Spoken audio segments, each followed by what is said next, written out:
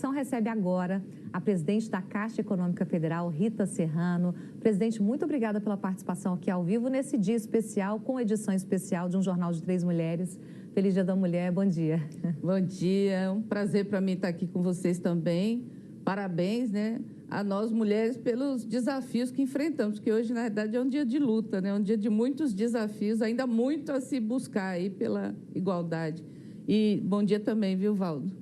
Também para os homens, né? Não só para as mulheres. Também para todos. Um dia de afeto e de reflexões. Juntos, né? Sim, com certeza. Juntos. Presidente, em relação à questão feminina, mas eu também quero te perguntar sobre a Caixa, essas duas questões. Daqui a pouco aqui em Brasília vocês vão lançar um programa e tem um foco relacionado ao empreendedorismo das mulheres nas favelas. Sim. É interessante, eu queria até perguntar se a senhora pode antecipar algo nesse sentido, porque o desafio das mulheres ele é muito grande em qualquer área, mas quando se trata de uma mulher que está na favela, que está com um poder econômico restrito, há muito mais desafio para ela conseguir profissionalmente, até em outras áreas também, né? Então, nós vamos lançar esse programa. Hoje nós devemos anunciar daqui a pouco lá no Planalto, né, onde o governo vai falar sobre várias medidas voltadas para a questão das mulheres. E no caso da Caixa, nós estamos fazendo um investimento, nós temos um fundo socioambiental, então nós vamos investir 16 milhões num programa voltado, como você própria disse, para as mulheres que moram em favelas. Então, o objetivo é contribuir no desenvolvimento local, ao mesmo tempo em que nós vamos investir no empreendedorismo feminino. Então, é um programa que a gente lança sexta-feira lá na favela da Penha, no Rio de Janeiro. Depois nós vamos ter em São Paulo, na Brasilândia, e também em Salvador, onde nós estamos escolhendo ainda o local. E ele prevê uma série de ações, né, que vão desde formação mesmo para essas mulheres, são vários cursos de reciclagem, como acompanhamento das mulheres e seus filhos, e também, num segundo momento, um processo também de orientação para empreendedorismo mesmo, com várias ações no sentido de microcrédito, de ação concreta, né? Porque não basta dar o curso, tem que investir em algo que seja de fato, que vire renda, que vire trabalho. Então, é um projeto inovador que nós começamos na sexta-feira no Rio de Janeiro. No total, nós devemos atender, num primeiro momento, nesses que a gente está chamando de laboratórios sociais, 900 mulheres, mas depois ele prevê também cursos pelo WhatsApp. Então, nós devemos, em um ano, atingir 50 mil mulheres dessas comunidades. Beleza. Presidente, bom dia. Bom dia. Feliz pelo seu dia, de hoje e todos os dias, né? Todos os dias são os dias das mulheres. E falando em Caixa, falando em Dia das Mulheres, a gente não tem como não perguntar também sobre algo que a senhora herdou, né? Da antiga administração, da anterior, na verdade, de Pedro Guimarães, que era todas aquelas denúncias de assédio moral e assédio sexual dentro da Caixa, que foi um escândalo e as investigações continuam. Como estão essas investigações? Como é que está todo esse processo? E a gente tem visto aí o ex-presidente da Caixa, Pedro Guimarães, circulando por aí, participando de eventos. Como é que estão essas investigações em relação àquele caso que foi escandaloso, escabroso e trágico para a Caixa? Primeiro, assim, eu estava como conselheira, né, de administração. A senhora era conselheira, exatamente. A senhora eleita bem de perto esse processo. Isso, fiquei conselheira eleita pelos empregados do banco nos últimos anos, acompanhei isso de perto, inclusive sofri um processo de intimidação durante meu mandato, porque fiquei durante muitos anos sendo a única mulher, a única empregada do banco e a única com voz destoante no Conselho de Administração, inclusive com vários enfrentamentos com relação à condução do banco. Então, acompanhei ali no dia a dia essa situação, inclusive denunciando. A Caixa passou pela pior crise reputacional do banco nos últimos anos, porque foi a primeira vez que nós tivemos o dirigente principal da instituição acusado de assédio sexual, e não foi de um caso, né? São vários casos que estão nessas denúncias. Então, o ano passado, já dentro do Conselho, o próprio Conselho tomou uma série de medidas. Eu, na época, sugeri, foi em julho do ano passado, que o Conselho, inclusive, contratasse uma empresa externa de investigação, além, obviamente, da investigação interna conduzida pela Corregedoria do Banco. O relatório, tanto da empresa externa de investigação, foi um escritório Pinheiro Neto, tanto da Corregedoria do Banco. Eles ficaram prontos já em outubro do ano passado, eles foram encaminhados para os órgãos de controle e justiça, Ministério Público Federal, Ministério Público do Trabalho, Comissão de Ética Pública, CGU, e hoje a informação que eu tenho é que o Ministério Público Federal concluiu sua avaliação e encaminhou para a Justiça, mas colocou sobre sigilo. Então, nós, na realidade, estamos aguardando a decisão da Justiça agora. Eu espero que seja rápida, né? O Ministério Público já encaminhou a denúncia para a Justiça, mas está em sigilo. Está em sigilo. Então, nós não temos informação. Tudo que tinha que ser feito no âmbito da Caixa com relação a este caso foi feito e o escritório externo também fez as investigações. Os 2 relatórios foram encaminhados e agora cabe à Justiça tomar uma decisão. Então, estamos aí. Eu estou muito ansiosa para que essa decisão saia logo. E, obviamente, comprovadas essas denúncias, haja punição. Não só ele, mas, assim, nós tivemos também outros dirigentes envolvidos e também a mesma coisa. Todos os casos foram encaminhados para o Ministério Público. Presidente Rita Serrano, eu posso garantir à senhora que a gente também está torcendo muito. A gente fica daqui desejando que esse caso se resolva logo e que venha a punição, porque é uma história deplorável. E queria seguir nessa linha aí, desse episódio horroroso, porque a senhora sentiu na pele todas as dificuldades lá na Caixa. Então, eu queria ouvir da senhora que medidas foram tomadas e qual é o ambiente hoje na Caixa, porque as mulheres viveram situações de muito constrangimento e muito temor, né? A gente sabe que a Daniela Marques, que veio antes da senhora, também já tomou medidas. Qual é a situação hoje na Caixa para que as mulheres se sintam seguras, para evitar novos casos ou, se acontecerem novos casos, para elas terem liberdade de expor essa situação? Primeiro, eu acho que é importante dizer o seguinte, você teve uma política na Caixa, que não só da Caixa, é uma política do próprio governo federal, que eu venho chamando de gestão pelo medo, né? A gestão pela perseguição.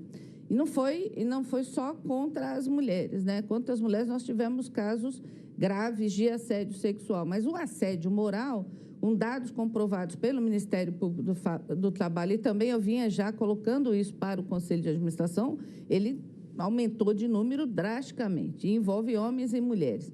E a principal causa disso foi o grau de rotatividade que se fez nos cargos de direção. Então, as pessoas não conseguiam ficar nas funções e o tempo todo eram ameaçadas e trocadas dessas funções. Com isso, além desse caso de aumento, você teve uma perda, o banco perdeu inteligência, porque você teve vice-presidência que trocou 10, 11, 12 vezes em 3 anos. Então, o banco perdeu a sua inteligência. Então, quero ressaltar isso que é importante.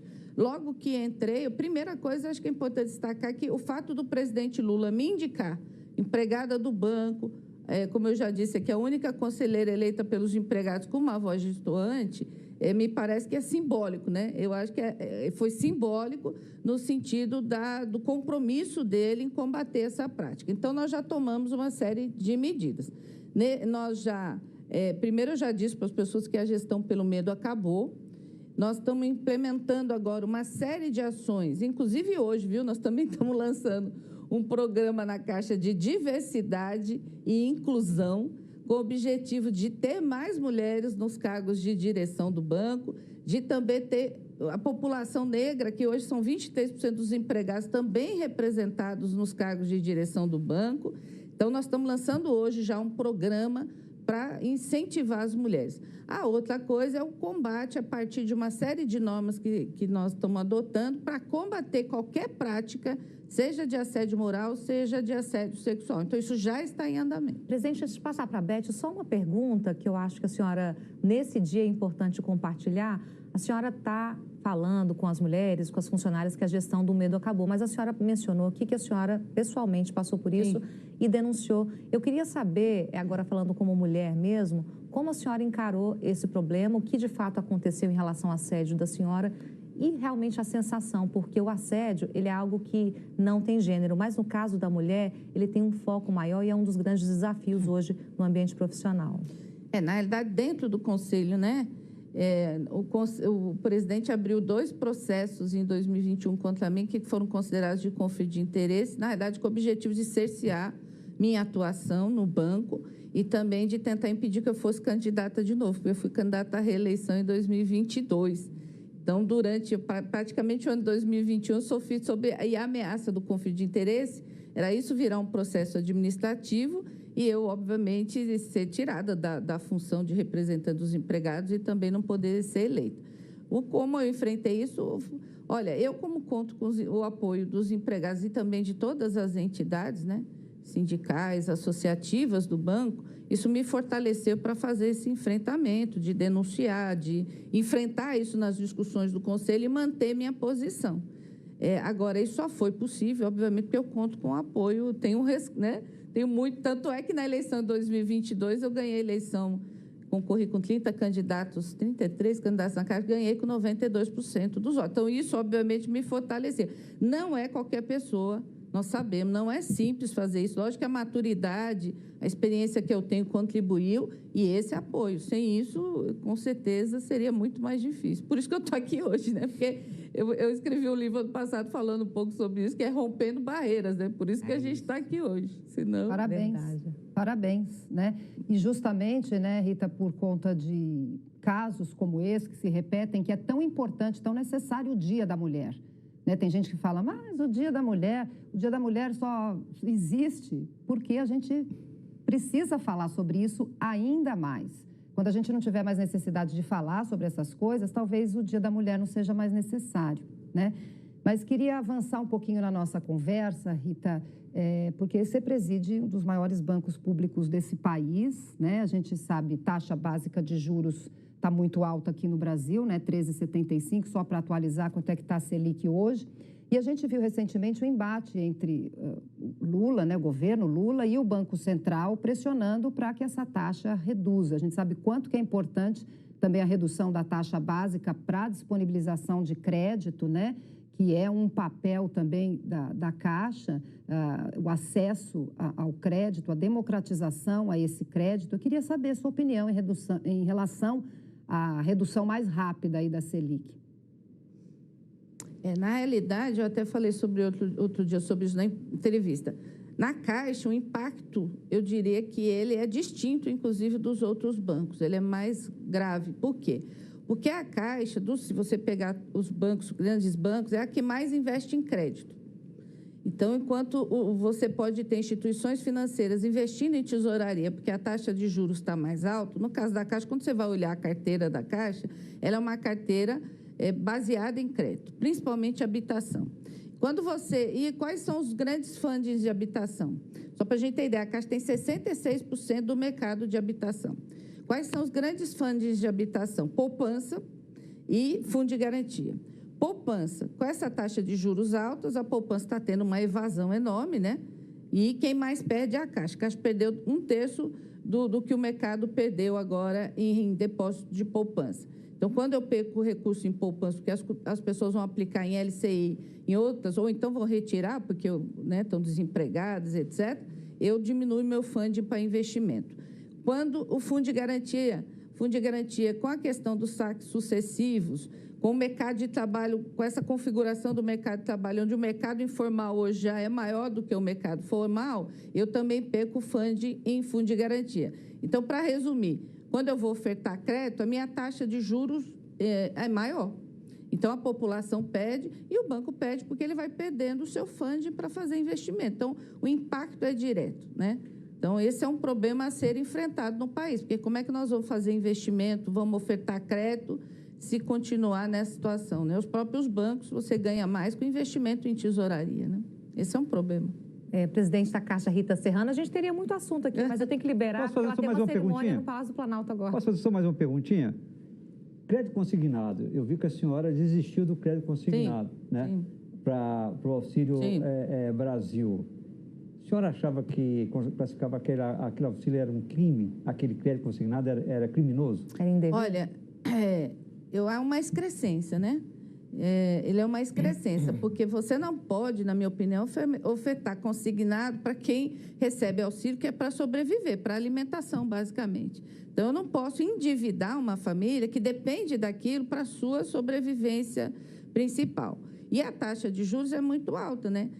foi emprestado a 3,45% de taxa de juros. Inclusive, eu entrei já querendo diminuir, não é possível, porque eu não posso mexer no passado nessa taxa de juros que foi ofertada, e também com as modificações que foram feitas, não interessava mais para o banco, porque a operação nem se paga, além de ser uma excrescência, a operação não se paga. Não se paga. Então, nós encerramos essa questão do consignado do auxílio. O consignado para as outras operações, para os trabalhadores, isso continua, mas para o auxílio não dá, né? O auxílio é para as pessoas sobreviverem, né? Não pode ser Não desvirtuado. posso taxar, Exatamente. endividar as pessoas, ganhar dinheiro com algo que é para alimentação. Então, para mim, era uma excrescência. E a Caixa emprestou quase 8 bilhões, o que, inclusive, causa impacto no banco, né?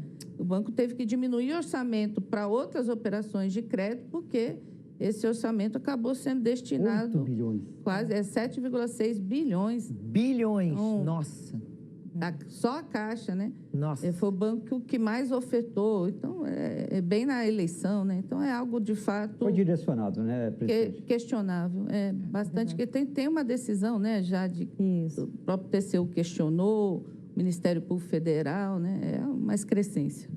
Presidente, muito obrigada pela entrevista, pelas informações. Mais uma vez, feliz dia e um excelente trabalho lá na Caixa. Obrigada, eu que agradeço vocês. Bom dia, obrigada. Obrigada.